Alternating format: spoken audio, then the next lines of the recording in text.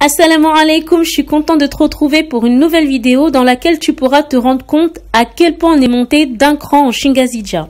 Si tu ne l'as pas déjà fait, je te conseille de regarder mes 3 dernières vidéos, celle-ci, celle-ci et celle-ci, parce que celle d'aujourd'hui c'est une sorte de récapitulatif. Si tu te souviens bien, j'avais parlé de pronoms personnels d'habitude, de présent habituel affirmatif et négatif que j'ai employé pour te montrer comment décrire une personnalité en comorien. Donc aujourd'hui, je vais reprendre un peu tout ça et je vais aussi introduire la conjugaison du présent habituel avec un verbe d'action. Et pour cela, je vais faire une présentation de mon grand-père. Alors, c'est un exemple, c'est pas la description de mon propre grand-père. J'espère que ce programme te convient. Si c'est le cas, n'hésite pas à liker cette vidéo, n'hésite pas à la commenter, n'hésite pas à la partager sur tes réseaux sociaux. Si tu viens d'arriver sur cette chaîne, Karibou, je te souhaite la bienvenue. Ici, je te montre mes petites astuces pour essayer de t'en sortir en comorien Shingazija. Et je t'invite à t'y abonner sans oublier d'activer la clochette pour ne pas rater les notifications lorsque je publie une nouvelle vidéo. Allez, prends de quoi noter et c'est parti.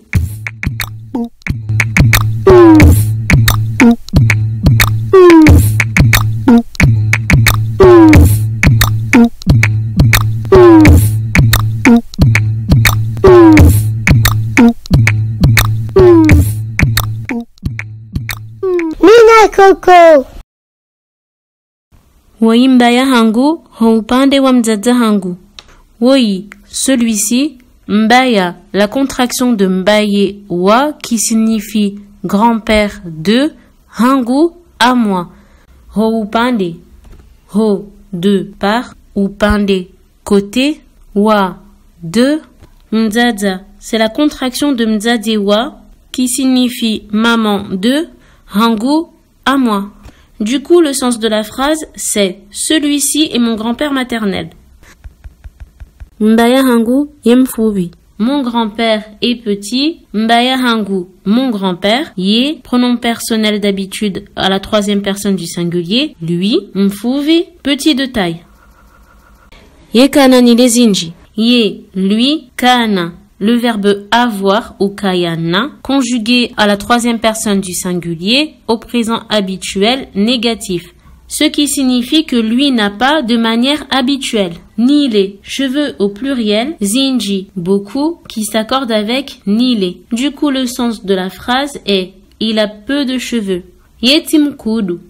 Lui n'est pas clair de peau. Ye, lui, si le verbe être conjugué à la 3e personne du singulier au présent habituel négatif, du coup le sens de yeti, lui n'est pas, mais ça de façon habituelle. Mkudu, clair de peau, no yeti mudu. Yeti, lui n'est pas, et ce de manière habituelle. Mudu, foncé de peau. Le sens de la phrase est donc, pourtant il n'est pas foncé de peau. Ye kiasi, ye, lui, kiasi, entre deux. Le sens de la phrase est donc il est entre deux, ce qui sous-entend que son teint est marron.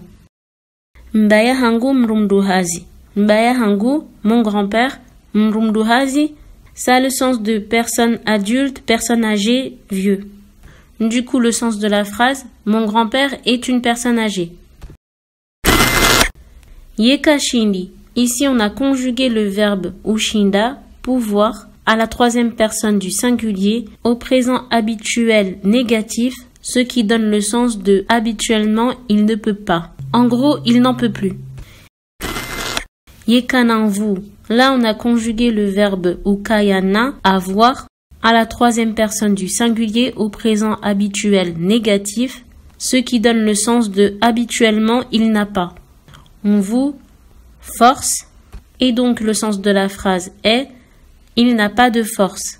Sha yehanza utembeya. Sha, mais yehanza, le verbe wanza qui est aimer. Ici, il est conjugué à la 3e personne du singulier au présent habituel affirmatif, ce qui donne le sens de habituellement il aime. Utembeya, c'est le verbe se promener à l'infinitif. Et là, la phrase a le sens de mais il aime se promener. Yehuenda hambuda. Yehuenda, le verbe huenda, aller ou marcher, conjugué au présent habituel affirmatif à la 3e personne du singulier, ce qui donne le sens de habituellement il marche. Ha, de ou par ou avec. Mbuda, canne ou bâton. Du coup, le sens de la phrase c'est il marche avec une canne. Yihanza uhadisi. Yihanza, lui, aime. Uhadisi, c'est le verbe discuter à l'infinitif. Cette phrase a donc le sens de il aime discuter. Mbaya hangu, mrumwema swafi. Mbaya hangu, mon grand-père. Mrumwema, personne gentille. Swafi, vraiment. La phrase a donc le sens de mon grand-père est vraiment gentil. Haukaya, yeunika mapesa haina wakati. Haukaya, parce que yeunika, c'est le verbe unika, donner, conjugué à la troisième personne du singulier, au présent habituel affirmatif, ce qui donne le sens de habituellement il donne. Mapesa, argent au pluriel. Haina, chaque. Wakati, fois ou moment. La phrase a donc le sens de parce qu'il donne de l'argent à chaque fois. Voilà, c'est tout pour aujourd'hui. J'espère que cette vidéo t'aura été utile. Pense à liker, à commenter, à partager, à t'abonner. Et sur ce, je te dis bon comorien. Assalamu alaikum.